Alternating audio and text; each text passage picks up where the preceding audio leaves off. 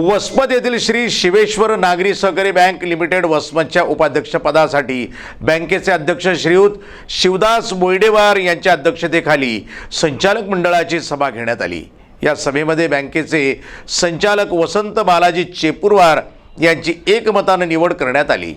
यावेळी बँकेचे सर्व संचालक उपस्थित होते, तसंच चाहते मित्रमंडळ मोठ्या संख्येने उपस्थित होते। निवडणुकीबद्दल सर्वांनी एकमताने माझं नाव सुचवलं आहे